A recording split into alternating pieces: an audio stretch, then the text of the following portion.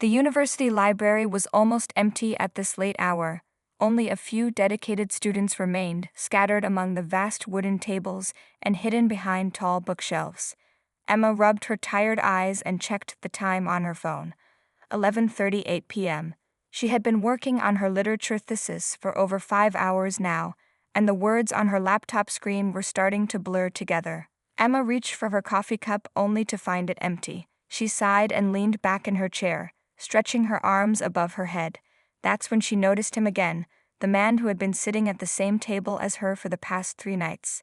He was focused intensely on several large architectural drawings spread across his side of the table. He must have felt her looking because he glanced up, meeting her eyes.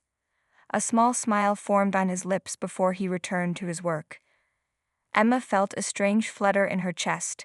He was handsome in a quiet way, dark hair that fell slightly over his forehead, strong jawline, and glasses that he kept pushing back up his nose as they slid down. The next night, Emma deliberately chose the same spot. She told herself it was because she liked the lighting there, not because she hoped to see him again.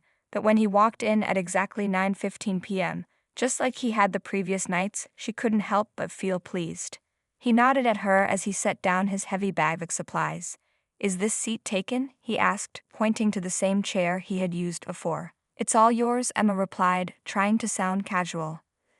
They worked in comfortable silence for an hour before Emma realized she had forgotten her highlighter. She hesitated, then gathered her courage. "Excuse me, could I borrow a highlighter if you have one?" He looked up, seeming almost relieved for the interruption. "Of course." He reached into his bag and pulled out not one but 3 different colored highlighters. "Yellow, green, or pink?" "Yellow, please," Emma said, taking the offered marker. Their fingers brushed briefly, and she felt a small jolt of warmth. "I'm James, by the way," he said. "Emma," she replied. That simple exchange broke the ice. During their next study break, James asked what she was working on, and Emma explained her thesis on how physical spaces influence narrative in classic literature. His eyes lit up as he told her he was finishing his master's in architectural preservation. "That's actually fascinating," he said when she described her project. "I never thought about how the description of buildings and spaces could affect how readers understand characters. And I never thought about how much history is preserved in the way buildings are designed," Emma admitted.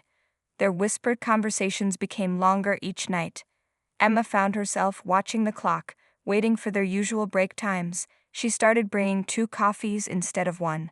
James began saving her favorite spot if he arrived first, placing his jacket on the chair next to his.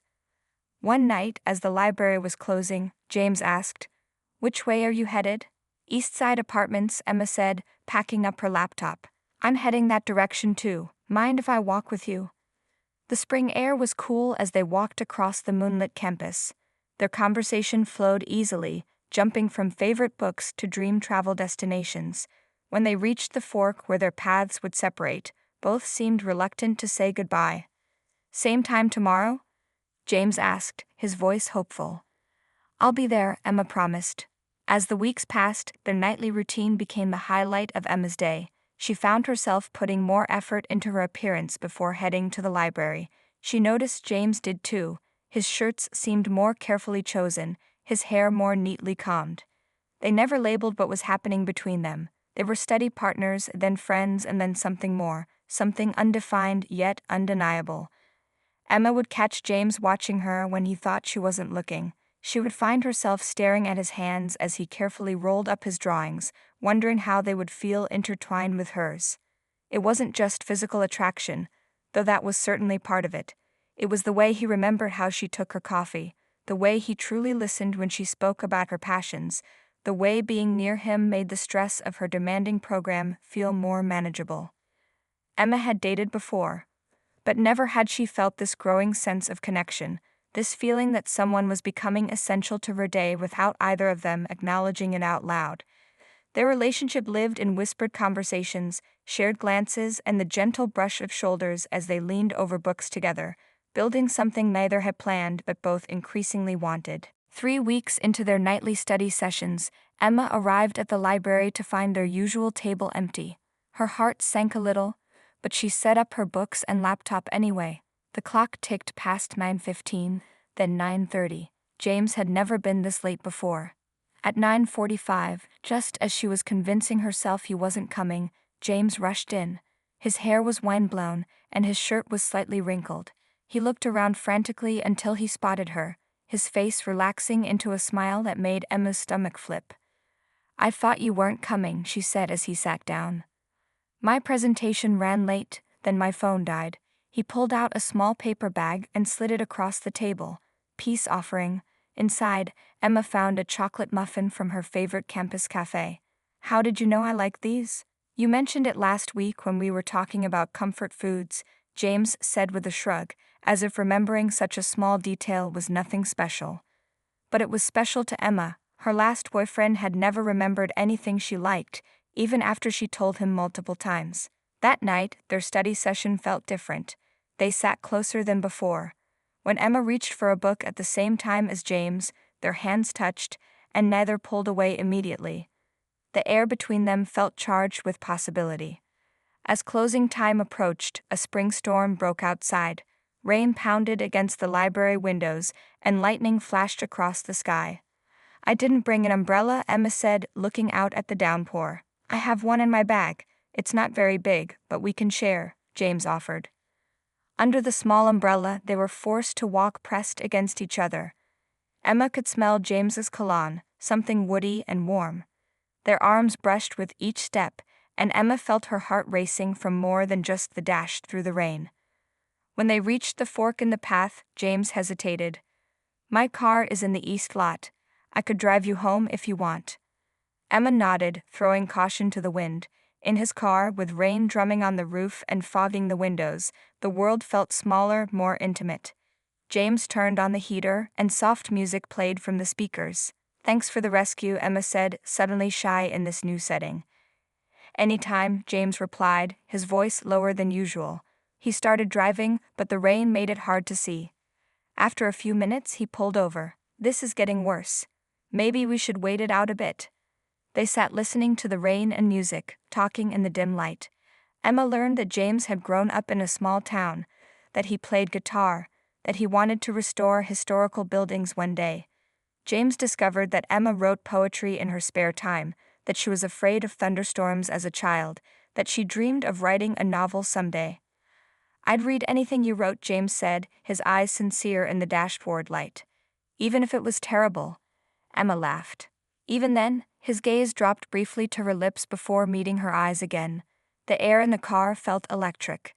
Emma wasn't sure who moved first, but suddenly they were closer, their faces inches apart. James gently tucked a strand of hair behind her ear, his touch lingering on her cheek. "I've been wanting to do that for weeks," he admitted quietly. "What else have you been wanting to do?" Emma asked, surprising herself with her boldness.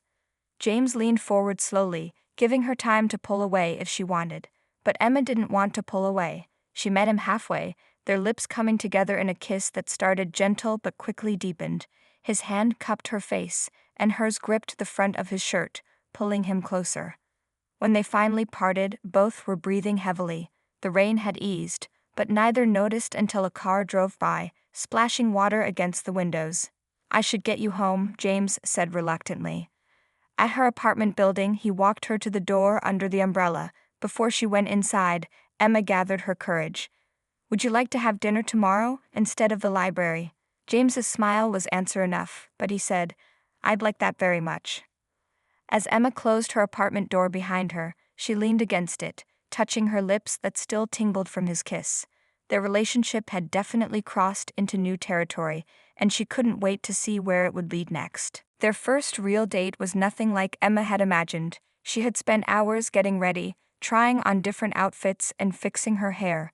But when James knocked on her door at 7, dressed in a blue button-down shirt that made his eyes look even more intense, Emma forgot all her nervousness. He took her to a small Italian restaurant tucked away on a side street.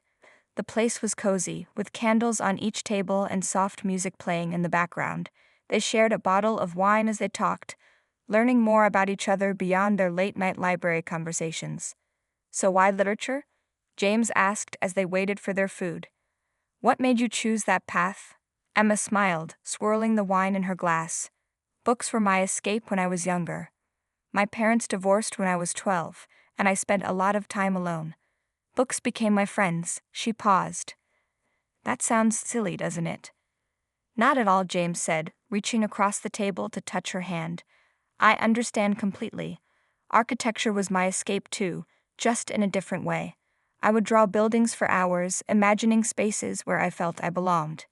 The simple touch of his hand on hers sent warmth through Emma's body. The way he listened made her feel truly seen for the first time in years. After dinner, they walked along the river that ran through campus. The night was clear, stars reflecting on the water's surface.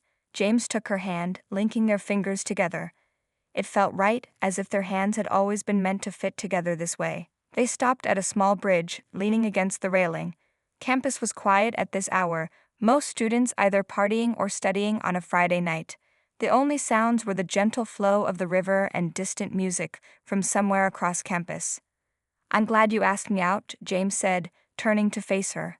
"I've been wanting to do this for weeks but wasn't sure if you felt the same way." "Really?" Emma asked, surprised. "I thought you were just being friendly." James laughed, a warm sound that Emma was growing to love. "Emma, I changed my entire study schedule to match yours. I don't even have classes on Tuesdays and Thursdays, but I still came to the library those nights because I knew you'd be there." Emma felt her cheeks grow warm. "And here I thought it was just coincidence." "Nothing about us is coincidence," James said softly. He reached up to touch her face, his thumb gently stroking her cheek. When he kissed her this time, it wasn't the urgent, rain-soaked kiss from the car. It was slow and deep, a kiss that promised more. Emma wrapped her arms around his neck, pressing herself closer to him. His body was warm against hers in the cool night air. The kiss deepened, and Emma felt herself getting lost in the sensation of his lips, his hands now on her waist, holding her as if she was something precious. When they finally broke apart, both breathing hard, James rested his forehead against hers. "Do you want to come back to my place?" he asked, his voice rough with desire. "We don't have to do anything. We could just talk or watch a movie." Emma knew she should probably take things slow, but being with James felt right in a way nothing had before. "I'd like that," she said. James' apartment was small but neat, with bookshelves lining one wall and architectural drawings pinned to another. He made them tea, and they sat on his couch, talking more about their lives, their dreams, their fears. As the night grew later, talking turned to kissing again. This time, there was no rain, no public place to hold them back. James's hands moved from her waist to her back, pulling her closer. Emma ran her fingers through his hair, feeling the soft strands between her fingers. "Stay," James whispered against her lips. "Stay the night with me." Emma knew this was a turning point. She could pull back now, say she wanted to wait. But the truth was, she didn't want to wait. She wanted to be with him, to explore this connection that had been building between them for weeks.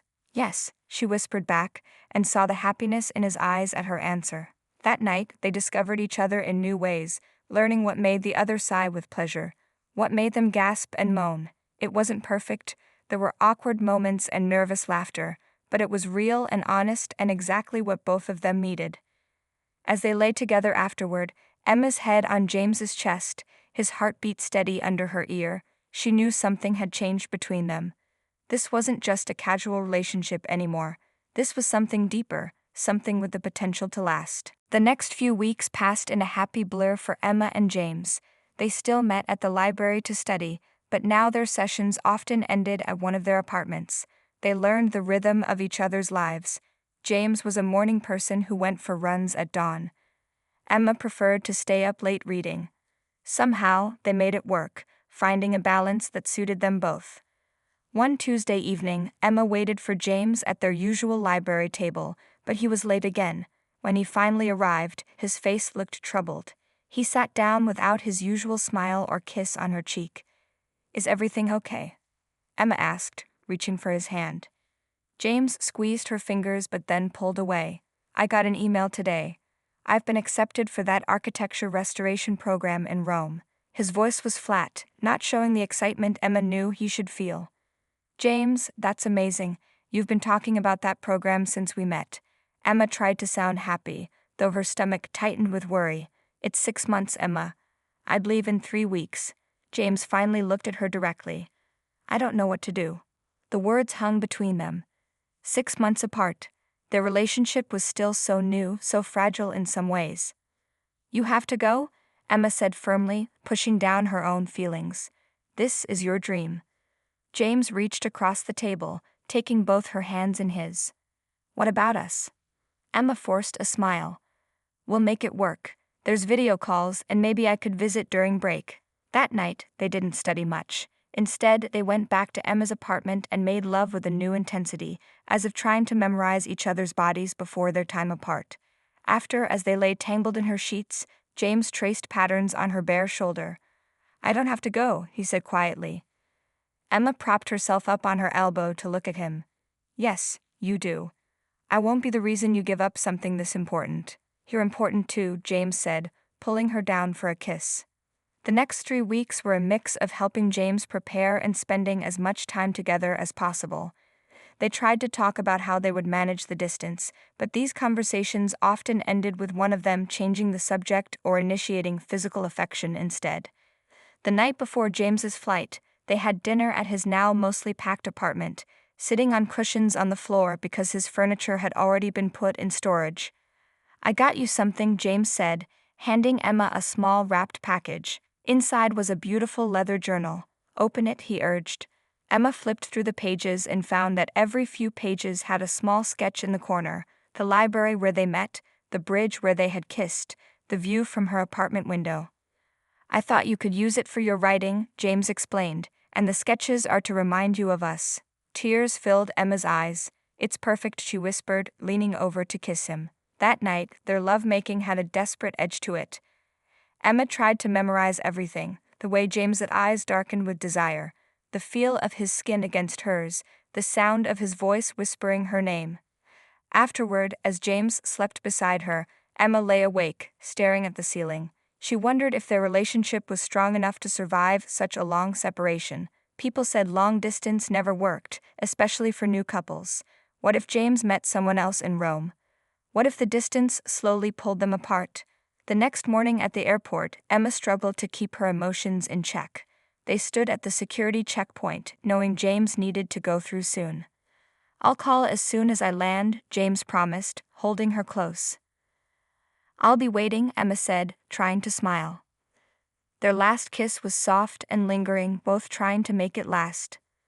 I love you, James whispered against her lips. It was the first time either had said those words. Emma's heart soared even as tears threatened. I love you too. She watched him walk through security, turning to wave one last time before disappearing from view. Only then did she let the tears fall. On the bus ride home, Emma opened the journal James had given her. On the first page he had written, "Distance is just a test to see how far love can travel. Ours will go the distance." Emma traced the words with her finger, hoping with all her heart that he was right. But as she entered her empty apartment, seeing James's coffee mug still in her sink, doubt crept in. 6 months was a very long time, and Rome was a world away. The first month of separation was the hardest. Emma tried to keep busy with her thesis, but the library felt empty without James. They video called every day at first. Emma staying up late, and James waking early to find a time that worked across their different time zones. James showed her the beautiful buildings he was studying, the tiny apartment he had rented, the views of Rome from his window. I wish you could see it all in person, he said during one call, his face slightly pixelated on her screen. The pictures don't do it justice. Maybe I could visit during spring break, Emma suggested. It's only 2 months away. James's face lit up. That would be amazing. I could show you everything. They began planning her visit, and it gave them both something to look forward to. James sent her links to places they could go together, and Emma started saving money for the plane ticket. But as the weeks passed, their calls became less frequent. James was busy with his program, often working late into the night on restoration projects. Emma's thesis demanded more of her time as deadlines approached. The time difference didn't help. When she was free, he was working. When he was free, she was in class. Their calls grew shorter, sometimes just quick check-ins before one of them had to rush off. The easy conversation they once had now felt strained at times, with awkward silences neither knew how to fill. "How was your day?" became their most common question, followed by short answers that didn't invite further discussion. Emma started writing in the journal James had given her, pouring out her feelings about missing him, about her fears that they were drifting apart. She never told him about these entries, instead telling him that everything was fine when he asked how she was doing. 2 months into their separation, Emma got a message from James canceling their call. It was the third time that week. Sorry, emergency with the restoration project. Might be working all night, talk tomorrow. Emma stared at the message, feeling a familiar ache in her chest. She wrote back a simple, no problem, good luck. But inside, doubts were growing stronger. That weekend, Emma went out with her friends for the first time in months. They had dinner and then went to a campus bar where a band was playing. The music was loud, the room crowded with students letting off steam after midterms. You need to loosen up, her friend Megan shouted over the music, handing Emma a drink. You've been moping for 2 months. I'm not moping, Emma protested, but she knew it wasn't entirely true. As she sipped her drink, Emma noticed a guy watching her from across the bar.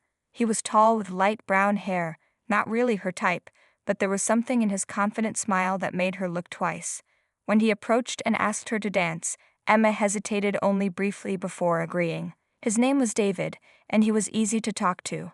He made her laugh for the first time in weeks, and Emma found herself enjoying his company. When he asked for her number at the end of the night, she gave it to him without thinking too much about it. The next morning, Emma woke to a text from David asking if she wanted to get coffee sometime, and a missed call from James. Guilt washed over her, though she knew she hadn't done anything wrong. Dancing and talking with someone wasn't cheating, but why did it feel like a betrayal?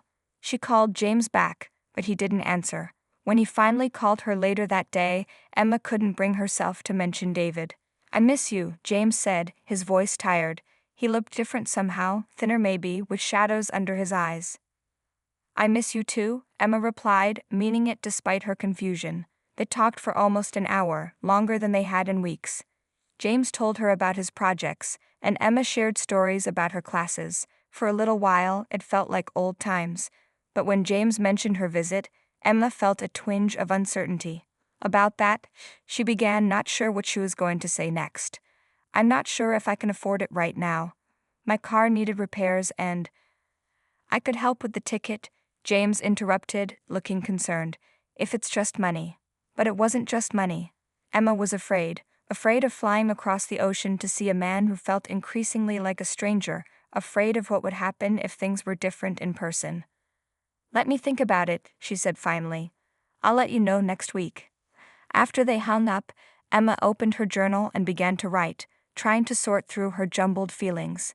On the page opposite her entry, one of James's sketches caught her eye, the bridge where they had first really kissed. She traced it with her finger, remembering how certain she had felt that night about their connection. Now nothing felt certain anymore. Emma didn't text David back, but she didn't book her flight to Rome either. Days passed as she tried to sort through her feelings. She threw herself into her thesis work, spending long hours in the library at their old table, sometimes imagining James sitting across from her. One evening, her phone rang with a number she didn't recognize. Thinking it might be about the teaching assistant position she had applied for, Emma answered quickly. Hello? Emma? It's me. James's voice sounded different, more distant than on their video calls. James? Why are you calling from a different number? My phone died, and I'm using my roommate's. There was noise in the background, voices, music, the clinking of glasses. Listen, I need to talk to you about something. Emma's heart sank. This was it. He had met someone else. Or decided long distance was too hard. She braced herself for the words that would end them. I found something here that you need to see, James continued. It's a collection of rare manuscripts in this old building I'm helping restore. They're from the exact time period you're researching for your thesis. Emma sat up straighter, surprised by this unexpected turn. What? Are you serious? Completely. The building belonged to a wealthy merchant who collected books and manuscripts. They've been locked away for decades until this restoration project. I immediately thought of you. That's amazing, Emma said, trying to process what this could mean for her research. I talked to the project director, and she said you could have access if you came here to study them. It could make your thesis stand out, Emma. No one else has written about these texts. Emma's mind raced with possibilities. This kind of opportunity could change the course of her academic career. When would I need to come? That's the thing. They're only allowing outside researchers access for the next 3 weeks before they move everything to a museum for permanent preservation. You'd need to come soon. Emma closed her eyes, thinking about what this meant. Going to Rome now wouldn't just be about their relationship, it would be about her future, her work. I'll be there, she said firmly. I'll book a flight for next week. The next few days were a whirlwind of preparations.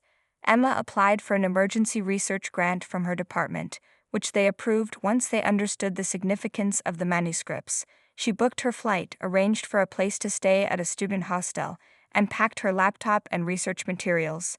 She tried not to think too much about seeing James. This trip was about her thesis now, not just about them. But as her departure date approached, Emma couldn't help but wonder what it would be like to be with him again after almost 3 months apart. The flight to Rome was long, and Emma barely slept. When she finally walked through the airport gates into the arrival area, her heart was pounding. Would he look different? Would she feel the same when she saw him? She scanned the crowd, looking for his familiar face. For a moment, she thought he hadn't come, but then the crowd parted and there he was, taller than she remembered, his hair a little longer, but with the same warm eyes that had first caught her attention in the library. James saw her at the same moment. His face broke into a wide smile as he moved toward her. Emma stood frozen, suddenly unsure, but then James was there, wrapping his arms around her, lifting her slightly off the ground in his enthusiasm. "You're here," he whispered against her hair. "You're really here." Emma breathed in his scent, familiar despite the months apart. Her doubts seemed to melt away as he held her. This was James, her James, and being in his arms felt like coming home. He pulled back to look at her face, his hands gently cupping her cheeks. "I missed you so much," he said, his voice rough with emotion. "I missed you too," Emma replied, surprised by the tears that threatened to spill over. James leaned down and kissed her then, a soft, questioning kiss that asked if they were okay, if she still felt the same. Emma answered by deepening the kiss, her hands clutching the front of his shirt, pulling him closer. When they finally broke apart, both slightly breathless, James rested his forehead against hers. "I was afraid you wouldn't come," he admitted. "Our calls have been so distant lately." "I know," Emma said. "I was afraid too. Afraid things had changed too much." James took her hand, linking their fingers together. "Some things have changed, but not how I feel about you." As they walked out of the airport into the bright Italian sunshine, Emma felt a weight lift from her shoulders. They still had a lot to talk about, issues to work through, but for now it was enough to be together again, to feel his hand in hers as they stepped into the Roman spring. Emma's 2 weeks in Rome passed like a dream. Her days were spent in the old building James was helping restore, studying the manuscripts that were even more valuable to her research than she had imagined. James would bring her coffee and sandwiches, watching her work with pride in his eyes. In the evenings, they explored the city together. James showed her hidden corners tourists never found, a tiny restaurant where the owner knew him by name, a secluded garden with a view of the sunset, ancient ruins lit by moonlight. They walked hand in hand through cobblestone streets, stopping to kiss in doorways like the young lovers they were. At night, they returned to James's small apartment, falling into bed with the hunger of people making up for lost time. Their bodies remembered each other, but there were new discoveries too. A scar on his shoulder from a workplace accident, a sensitivity at the base of her spine he hadn't noticed before. On her last night in Rome, they sat on James's tiny balcony, sharing a bottle of wine and looking at the lights of the city. "I don't want to leave tomorrow," Emma said, leaning her head on his shoulder. James wrapped his arm around her. "I don't want you to go either." He hesitated, then added, "I've been thinking about something." "What is it?" Emma asked, turning to look at him. "I've been offered a position back home, starting after this program ends," James said. "It's with a firm that specializes in historical preservation. The pay isn't great, but it's exactly the kind of work I want to do." Emma sat up straighter. "James, that's perfect. Why didn't you tell me sooner?" "I just got the official offer yesterday," he explained. "But there's more." He took a deep breath. "I've found a small apartment not far from campus. It's nothing fancy, but it has great light for drawing, and he paused, looking nervous now. It has a second bedroom that would make a perfect writing space for someone. Emma's heart beat faster as she realized what he was suggesting. Are you asking me to move in with you when you get back? Yes, James said simply. I know it's fast, and if you think it's too soon, I understand. You could just use it as a writing space at first, no pressure to. Emma silenced him with a kiss. Yes, she whispered against his lips. Yes, I want to live with you. They spent that last night talking about their future together, making plans that no longer felt uncertain. The physical distance between them would remain for a few more months, but the emotional distance had closed completely. In the morning, James drove her to the airport. Unlike their first goodbye, this one was filled with hope rather than doubt. 3 more months, James said, holding her close. Then we're done with goodbye kisses for good. I'll be waiting with the key to our place, Emma promised. She reached into her bag and pulled out the journal he had given her. I want you to read this while we're apart. I wrote in it every day we were separated. James' lips surprised. Are you sure? I'm sure, Emma said. Some entries aren't happy. I was scared and doubtful sometimes.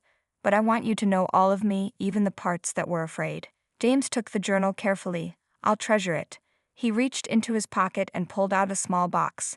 This is for you. Don't open it until you're on the plane. Their last kiss was long and sweet, full of promises for the future. This time, as Emma walked away, she turned back several times to see James still watching her, waving until she disappeared from view. On the plane, Emma finally opened the small box James had given her. Inside was a delicate silver key on a chain, symbolic, she knew, since their actual apartment wouldn't be ready for months. With it was a note in his architect's precise handwriting, the key to our future. I'll be home soon. Emma fastened the necklace around her neck, touching the key that rested against her skin. Their journey hadn't been straightforward. There had been doubts and distance, miscommunications and missed connections, but somehow they had found their way back to each other, stronger for having weathered the separation. As the plane took off, carrying her away from Rome, but toward their shared future, Emma closed her eyes and smiled. Long distance had tested them, but it had also shown them what was truly important. Their love had indeed gone the distance, just as James had promised in his note all those months ago. In 3 months it would begin the next chapter of their story, not in whispered conversations across a library table or pixelated video calls across an ocean, but side by side, day after day, building a life together one moment at a time.